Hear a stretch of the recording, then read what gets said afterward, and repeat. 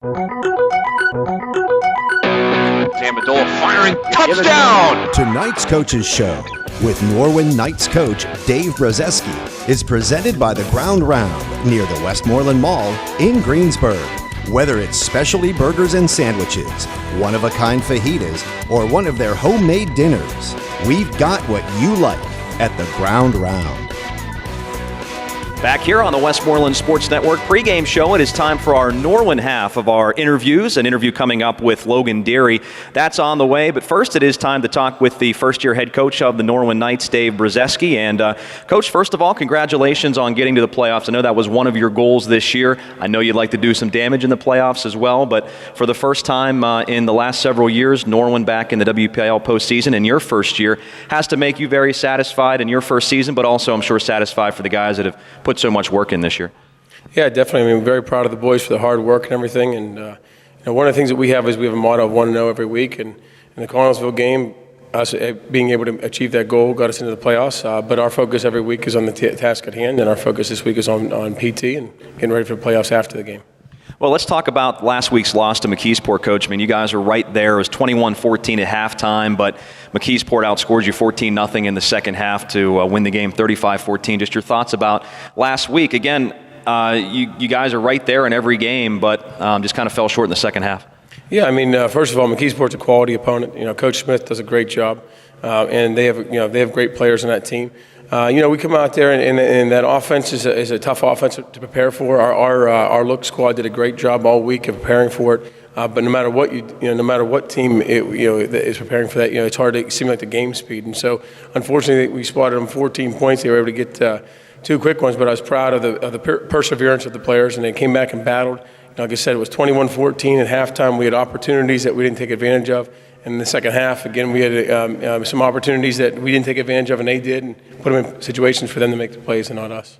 I know it's kind of tough to talk and be theoretical about it, but Peyton Deary goes down in the first quarter. Obviously, a big key to your offense. Won't be playing here tonight. I want to ask you about Peyton in a moment, but you think if he plays in the second half might have turned out a little bit different, at least offensively?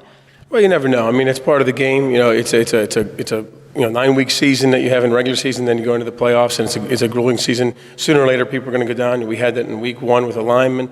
Happened to us, last week with Peyton. So you never can tell. The motto is always going to be next man up. And Aaron stepped in, did a nice job for us, and we're looking forward to him performing tonight. Yeah, speaking of Peyton, just kind of give us a little bit of a thought on how he's feeling, first of all, and just how much he's meant to the offense this year.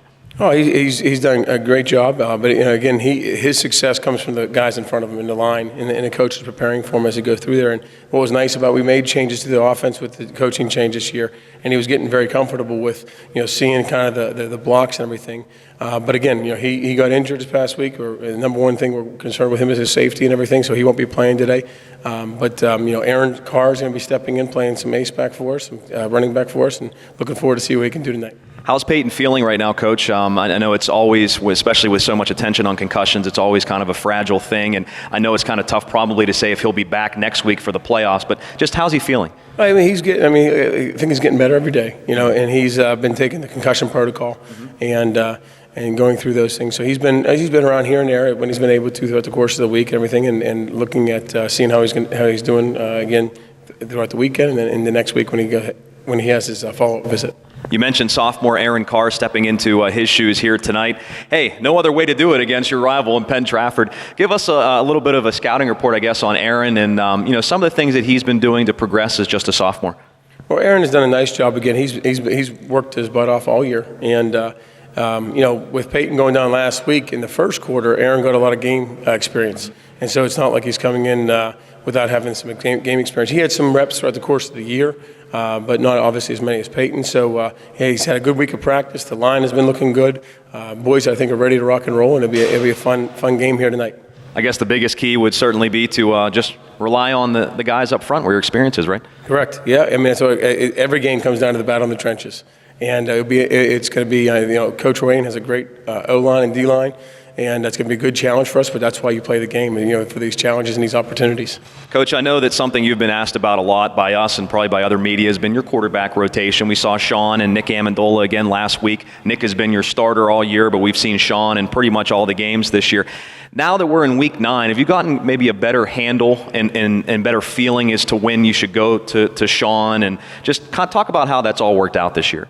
Yeah, I mean, I think it's pretty much been the same as we had going into it, with the fact that we were confident with both quarterbacks. Both we expect the same thing out of both of them, to lead the team, execute. Nick plays a lot more defense for us, so there's times where, depending upon how the game's going, we might need to have a change-up, give him a rest on offense to help us out with defense, or sometimes whenever we feel like the offense needs a change-up or a spark, we put that in, and it works out pretty well for us. And again, like I said, regardless of who's in there, we have the same expectations, and that's about execution and leading the team. Logan Deary is our player interview. You're going to be hearing from Logan in a moment. What makes him so special, Coach, especially defensively? I mean, he's just a terror on that side of the ball. And talk about, how much he means to this team. Oh, Logan was first of all elected one of the team captains by his peers, him, Zach Hall, and Nick Amendola. And Logan, is one of the players that like a lot of the players that we have, they just put their heart and soul into it. And what's great about it is great passion for it, great pride in the program. And he's one of the guys that when he's out there in the field that you can trust that he is going to put forth his best effort every single play. I asked Coach Ruane the same thing. What is something that has impressed you a lot about this year's team that maybe other people don't see from outside? What is one of the things that not necessarily when coming in that you didn't expect, but just something that really has impressed you about this year's team? Well, I think the biggest thing is we emphasize team all the time, and I feel that we have a very strong knit of players on this team. And one of the things that people won't see, that we obviously as coaches and the team sees, is the ability for everybody just to get together in practice and help us out, as we go through there. We have a statement that we're all we got, and we have guys that are seniors, starters at times, helping us out in look squads, just for the fact of trying to get that competition in practice and trying to get better every single day. And that's something that has helped us out throughout the course of the year and getting us into some competitive opportunities in the game and develop the whole team chemistry as we go through there. Coach Brozeski was honored at the Steeler game on Monday night. Coach of the Week, it was for your victory against Seneca Valley. I was fortunate enough to be there and snap a beautiful picture of Coach Brozeski on the Jumbotron, which was on our Twitter account. But seriously, Coach, how good did it feel to be there? I know that you give credit to the team for that and everything. I know we talked about it before, but it had to be a really cool experience to be at Heinz Field being honored on behalf of Norwin football. Oh, it was definitely. I mean, it was a great honor. But like you said, that honor obviously came to me, but it represents all the hard work that the players, the coaches, the boosters, the whole Norwin community has put forth into that. And I was very proud to represent them for that. And again, it was a nice opportunity, and I'm glad to have that opportunity there. Now, you come on the field, and then they scored 21 straight points. So were you the good luck charm? I mean, you got to be there every week now with the Steelers kind of looking a little struggling, a little sluggish this year. Well, that's what people were saying, but it wasn't just me. It was me and then Coach Skiba from Apollo Ridge. So we were sitting there saying combination there, so they should invite us back every week. We'll see. The rivalry moved back to where it belongs, Week 9, Penn Trafford and Norwin. I asked Coach Ruane the same thing, but I know you got to be excited to have this rivalry, being an assistant coach at Norwin for so long and now the head coach, right back to where it belongs in Week 9, right? Definitely. I mean, and that's one of the things, going back to the pregame or preseason show that you guys had, Coach Ruane was saying it's where it should be, and it is. And it's one of the things that something special about that rivalry week, and the PT Norwin game. It's always special, and for the years I've been here, many of the years it's been Week 9, sometimes been Week 1 or 2 or 3, but it's just got that special feeling that Week 9. It's a nice way to kind of finish the regular season, getting ready for the playoffs. Well, I know you guys are really excited as we talk about Penn Trafford. From a defensive side, how difficult are they to defend? I mean, they can do so many different things offensively, and their play action pass is so good. How do you try to defend Penn Trafford here tonight? Well, it comes down to, again, discipline, in terms of your alignments and trust, which are another one of our core principles. Communication, just doing our job, And the thing is that Coach Ruane does a great job. He's going to one of the highest scoring offenses in the WPIL. I think they average like 40.3 points per game. So he proposes a lot of formations, I guess you could say. They try to get you out of position. So the biggest thing for us is making sure that we're lined up correctly, getting in a position, and then trusting our keys so we can play fast and execute. Coach, I know you kind of touched on it, but just kind of elaborate on your keys to victory. What do you guys have to do tonight to get a win against PT? Execution is the number one thing. I mean, we have to execute on all phases, offense, defense, and special teams. That's going to be a big thing that we have. The energy is going to be there. It's going to be a very special night. It's going to have a lot of electricity. Another thing is going to be the takeaways. It's 100% for us, and we are positive in the plus-minus ratio. We win. When we minus, we lose. And so, that's one of the things that we emphasize is taking the ball away.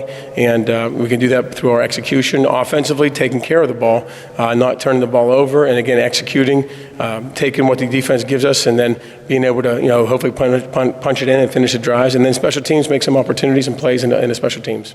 Coach, very happy that you're now the head coach here at Norwin. Very happy to be working with you all season, and good luck tonight against PT, and good luck in the playoffs as well. Thank you very much. Appreciate it. That is head coach Dave Brozeski of the Norwin Knights. Our chat with Coach Brozeski brought to you by the Ground Round in Greensburg. We've got what you like. Don't go away. Coming up after this very quick timeout, 30 seconds, we'll be talking with Logan Deary as we count you down to PT and Norwin on the Westmoreland Sports Network.